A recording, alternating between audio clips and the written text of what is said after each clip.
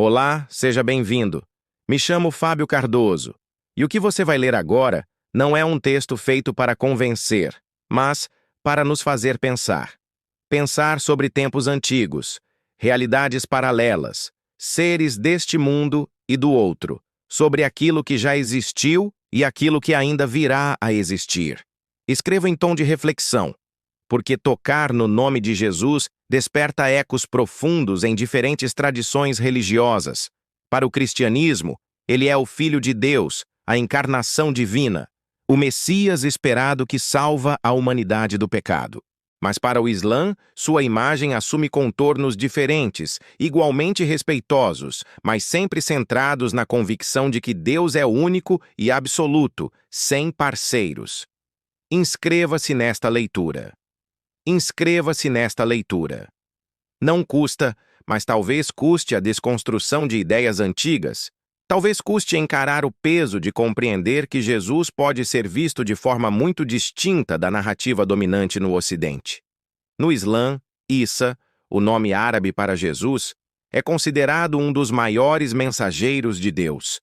Sua missão foi nobre, seus milagres foram grandiosos, sua mensagem foi pura.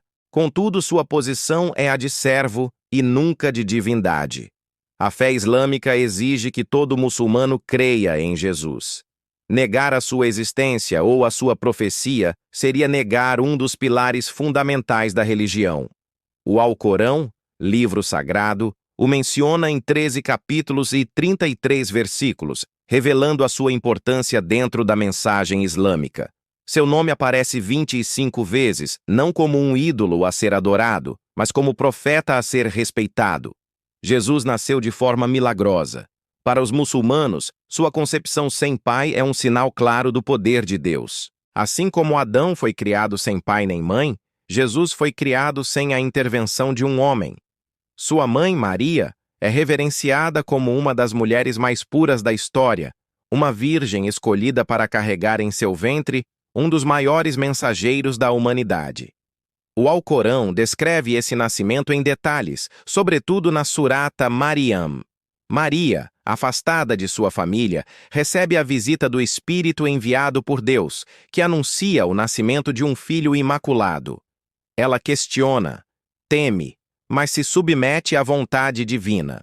O milagre acontece, e o menino nasce sob as dores de parto junto a uma tamareira, onde um riacho brota aos seus pés para que ela se alivie. Esse relato, tão rico e detalhado, mostra como o Islã não apenas reconhece a virgindade de Maria, mas a coloca em posição de honra. Ela é exemplo de pureza, de devoção e de fé, venerada como a melhor entre as mulheres.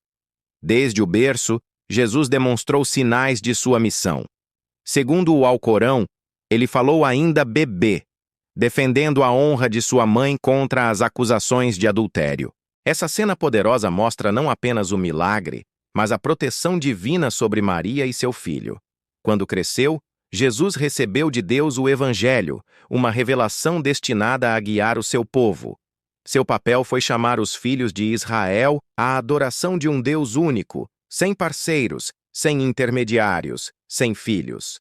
Sua mensagem não era de ruptura total com a Torá, mas de confirmação e renovação, corrigindo desvios e convidando à pureza da fé.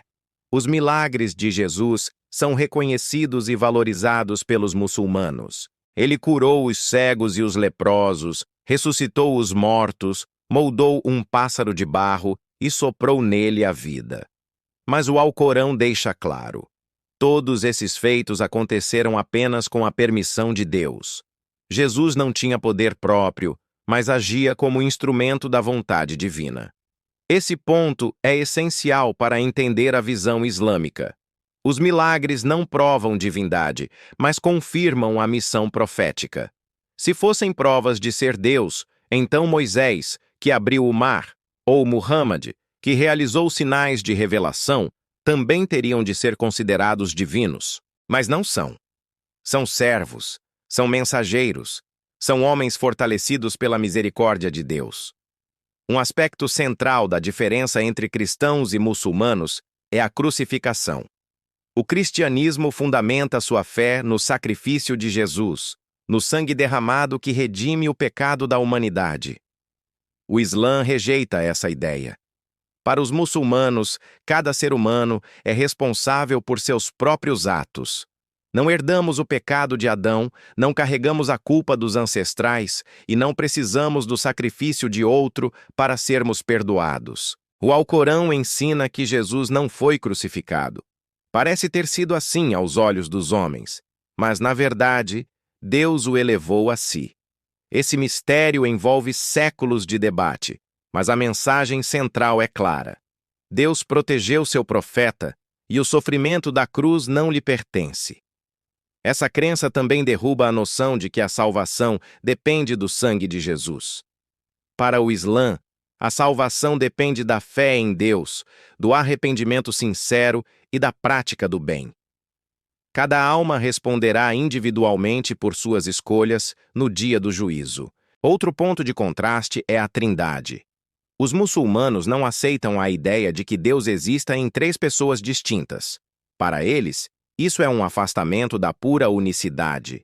Deus é absoluto, eterno, sem parceiros, sem semelhança com a criação. Nem Pai, nem Filho, nem Espírito. Apenas Deus, o Uno. Jesus, em sua essência, é colocado no mesmo nível dos demais profetas. Um homem extraordinário, sim, mas humano. Seu corpo precisava de alimento, e após comer, como qualquer ser humano, precisava eliminar os resíduos. Essa simples constatação, usada pelo Alcorão, mostra como ele não pode ser confundido com Deus, que é perfeito e livre de toda limitação. Para o Islã, não há sentido em dizer que o homem foi criado à imagem e semelhança de Deus. Deus não tem forma, não tem corpo, não é comparável a nada. Ele é o Criador de tudo, mas nada se assemelha a ele. Com o passar dos séculos, a mensagem original do Evangelho foi corrompida. Palavras humanas se misturaram às palavras divinas. Interesses políticos e religiosos alteraram a narrativa. Por isso, os muçulmanos acreditam que o livro atual não é o mesmo revelado a Jesus. A essência pode estar presente, mas a pureza da revelação foi perdida. Mesmo assim, Jesus continua sendo um exemplo. Sua paciência, sua misericórdia, sua coragem em enfrentar os hipócritas e corruptos são lições eternas. Ele mostrou que a fé verdadeira exige entrega total a Deus, mesmo em meio à perseguição. Quando confrontado, Jesus sempre apontava para Deus como o Senhor absoluto. Nunca reivindicou adoração para si. Nunca pediu que fosse chamado de divino. O Alcorão relata que, no dia do juízo, Deus perguntará a Jesus se ele disse às pessoas para tomá-lo e a sua mãe como deuses além de Deus. E Jesus responderá que jamais disse isso, que apenas transmitiu o que lhe foi ordenado. Adorar a Deus, o Senhor de todos. Esse diálogo é revelador. Mostra a pureza de Jesus como mensageiro e a clareza do Islã ao rejeitar sua divinização. No final dos tempos, a tradição islâmica também afirma que Jesus retornará. Não como Filho de Deus, não como Redentor, mas como sinal do fim. Ele virá para restaurar a justiça, derrotar o falso Messias, quebrar a cruz e confirmar a unicidade de Deus. Sua missão final será reafirmar que não é divino, mas servo. Essa expectativa mostra como Jesus continua vivo na fé muçulmana, não como rival de Muhammad, mas como parte do mesmo projeto divino de guiar a humanidade. Todos os profetas são irmãos espirituais enviados com a mesma mensagem: adorar somente a Deus e viver em retidão. No Islã, não há profeta maior que Muhammad, o selo dos profetas, o último mensageiro, mas todos os demais são honrados. Adão, Noé, Abraão, Moisés, Jesus, todos são elos de uma mesma corrente. Por isso Jesus não é apagado nem diminuído. Ele é respeitado, admirado, seguido como exemplo, mas nunca colocado acima da humanidade, porque isso seria transformar um servo em algo que ele mesmo nunca reivindicou ser. Ao refletir sobre essas diferenças, percebemos que a visão islâmica não nasce de rejeição, mas de preservação da unicidade. Não é negar a importância de Jesus, mas impedir que sua grandeza seja confundida com divindade. Essa perspectiva pode ser desconfortável para quem cresceu ouvindo que Jesus é o Filho de Deus. Mas ela convida à humildade de reconhecer que há outras formas de vê-lo, formas igualmente antigas, igualmente enraizadas em tradições sagradas. Jesus, para os muçulmanos, é um profeta escolhido, um sinal de misericórdia, um exemplo de fé. Mas nada além disso. Ele não é Deus, não é filho de Deus, não é parte de uma trindade. Ele é servo, é mensageiro, é homem. E assim chegamos à conclusão inevitável.